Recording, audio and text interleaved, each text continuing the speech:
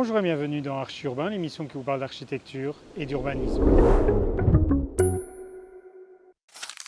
Je me suis rendu à la mission économique qui s'est déroulée entre Bruxelles et Copenhague en 2024 pour y découvrir le projet Living Places. Le projet Living Places propose un impact CO2 le plus faible du Danemark, mais également un climat intérieur de première classe.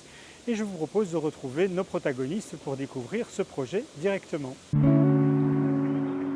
Nous sommes aujourd'hui à Copenhague, en fait, dans la banlieue de Copenhague, un endroit qui s'appelle Living Places.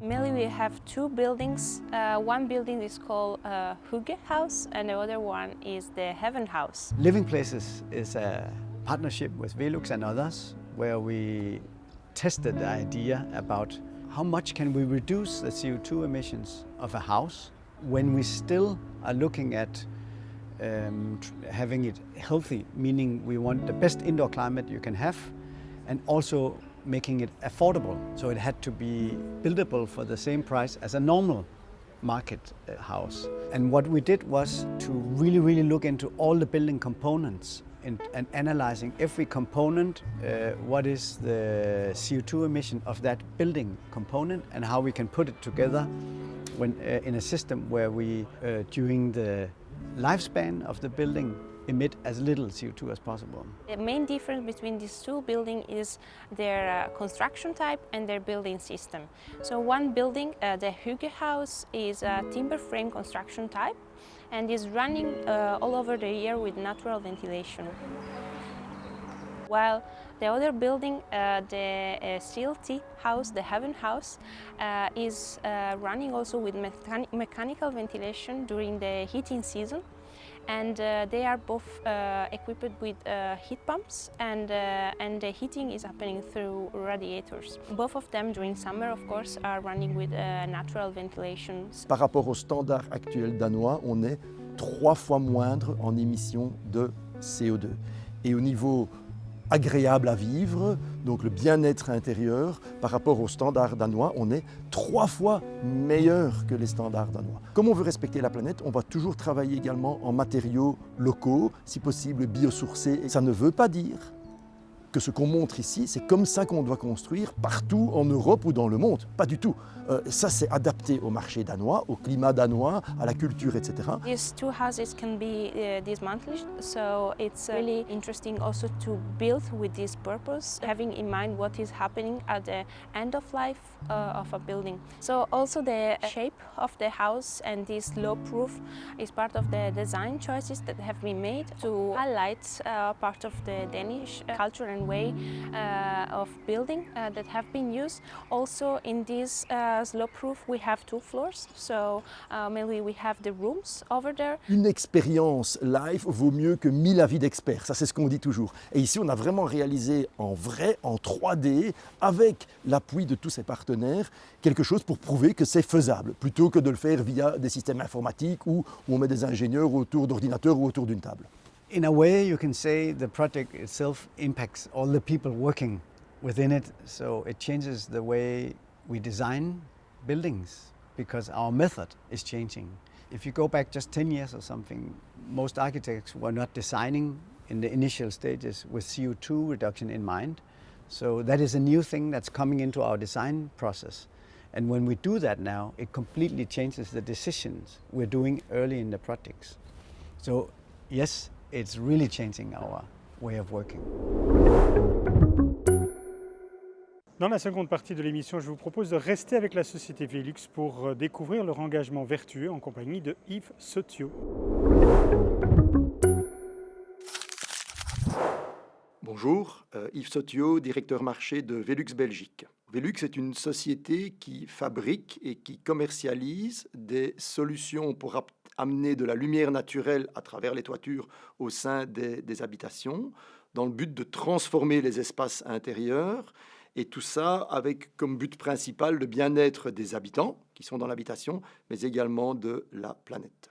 Alors la définition de la durabilité, c'est quelque chose qui n'est pas simple. Si on prend la définition de base, le développement durable, c'est le fait de développer les activités en fonction des besoins actuels, mais sans compromettre les besoins des futures générations. Chez Velux, ça nous tient extrêmement à cœur et nous basons notre développement durable sur ce qu'on appelle les ESG, c'est-à-dire sur tout ce qui est environnemental, tout ce qui est social et tout ce qui est gouvernance. Ça veut dire quoi? Ça veut dire que dans tout ce qu'on entreprend, aujourd'hui, la durabilité fait partie de notre stratégie. Ce n'est pas une stratégie à part, ce n'est pas un axe supplémentaire à notre stratégie. Et nous avons 4 piliers majeurs qui soutiennent le développement durable de la société. Le premier pilier, c'est tout ce que nous on apporte comme solution à nos clients, c'est-à-dire les produits, la façon dont nos produits fonctionnent, ce qu'ils peuvent apporter, je vais dire, dans le bâti ou dans la rénovation. Le deuxième pilier, c'est bien entendu l'environnement et la planète. Donc on doit tenir compte dans tout ce qu'on fait de nos émissions de CO2 et on y reviendra par la suite. Le troisième pilier, c'est tout ce qui est sociétal, les besoins que ont toutes les sociétés, je vais dire, à avoir un rôle sociétal par rapport aux employés, par rapport à toutes les personnes, les parties prenantes dans notre chaîne de valeur. Et le quatrième pilier, bien entendu, est le pilier gouvernance ou le pilier économie, parce que qui dit développement durable ne peut pas aller sans un développement économique également. Comme je vous le disais, la durabilité, pour nous, elle fait partie intégrante de notre stratégie.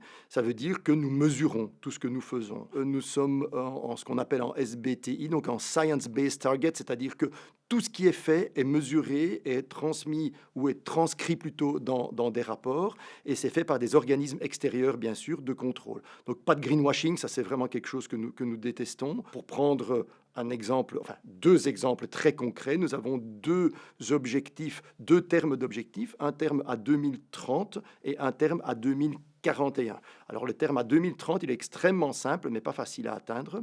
On deviendra en 2030, en scope 1 et en scope 2 de durabilité, une société 100% neutre, ça c'est la première chose. Et en scope 3, c'est-à-dire ce qui concerne nos fournisseurs ou nos clients ou toute la chaîne de valeur qui est autour de ce qui est notre propre responsabilité, on aura une diminution des émissions de CO2 de 50%. Ça c'est le premier objectif 2030. Nous avons un deuxième objectif qui est 2041. 2041, pourquoi? Parce que c'est l'anniversaire de nos 100 ans d'existence au groupe Velux. Et cet objectif est extrêmement ambitieux, c'est de devenir une des premières ou une des seules sociétés au monde à être 100% durable sur l'entièreté de sa vie, c'est-à-dire 100% neutre en émissions de carbone sur l'entièreté de son existence. Et pour ce faire, on a une collaboration bien spécifique avec le WWF où on les aide à reforester ou à entretenir des forêts pour rattraper, si vous voulez, les émissions de carbone qu'on a pu faire dans la période qui date de 1941 jusqu'à aujourd'hui. Donc ce n'est pas pour payer notre dette de CO2 qui va venir dans les années à venir. Pour ça, nous avons, je vous l'ai dit, jusqu'en 2030, nous avons une politique très stricte de neutralité carbone, mais c'est pour rattraper tout ce qu'on aurait pu ou tout ce qu'on a émis avant ces années-ci, du temps où on ne parlait pas encore d'émissions de carbone et de neutralité carbone.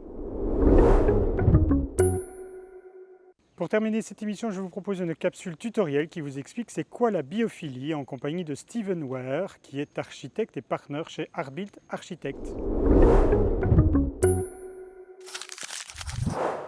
The word biophilia first emerged in 1984. The biologist Edward O. Wilson wrote a book called Biophilia, in which he describes the positive affinity that humans have for the living world. Why is this word useful today? Well, first of all, it sticks together. It combines 2 very important things. Bio, the living, philia, affinity or love. What we are seeing more and more is the necessity to understand how it is that humans, our species, reacts to nature, reacts to all things which come from nature, whether it's trees, whether it's forests, whether it's ecosystems, whether it's insects. We need to understand more about the impact that this natural world has on us. For 2 centuries now, we have been living in cities and environments which have pushed nature to the periphery. What biophilia does now is it teaches us